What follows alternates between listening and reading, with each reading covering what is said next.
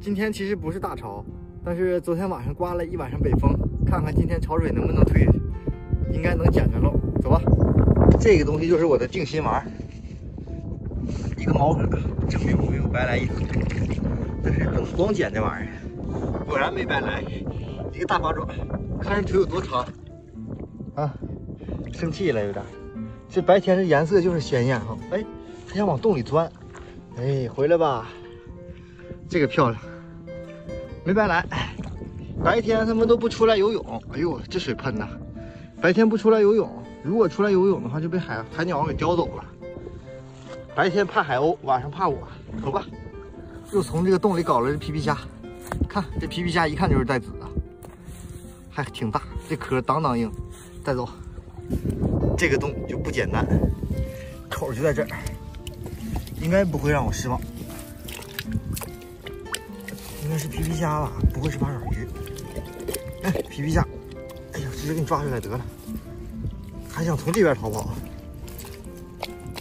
哎，回去再给你洗吧。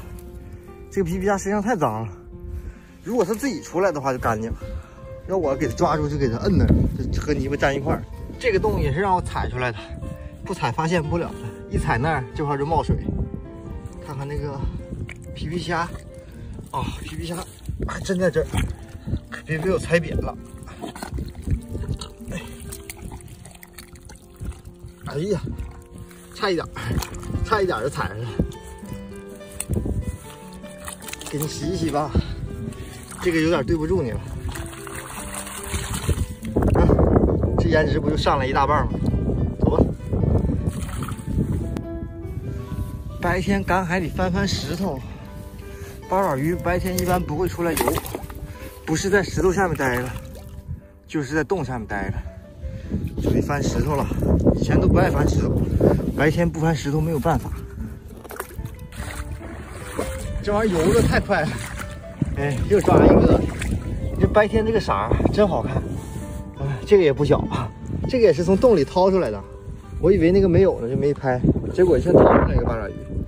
今天没白来，哎呦，吓我一跳！这个不知道是从哪个洞里让我踩出来的，肯定不是我抓的，身上还有泥。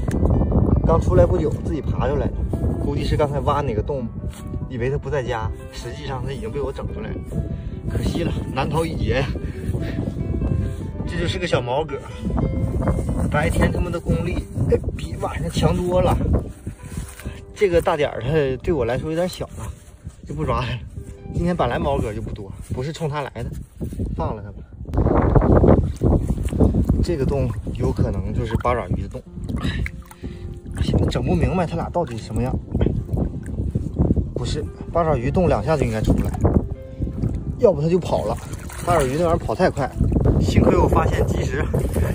又一个八爪鱼想越狱，这个还在跃跃欲试，再抓一只我就回去了。这又一个，这个洞，哎呦，这个洞口看着小，实际上不小，出来了。刚才看它出来了，哎，还想往回跑呢。屁股在反方向，这个太小了，不要了，对不起啊，赶紧藏起来，一会儿被鸟发现了。这就是海鸥的脚印儿。你说如果八爪鱼白天出来得多危险，全在洞里待着。这个洞里不知道是什么，有的时候八爪鱼和皮皮虾的洞一模一样，以为是皮皮虾，结果出来个八爪鱼。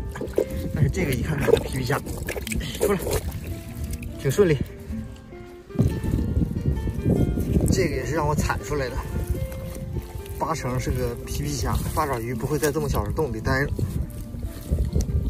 哎，皮皮虾没有？在这儿呢，这儿，太小了。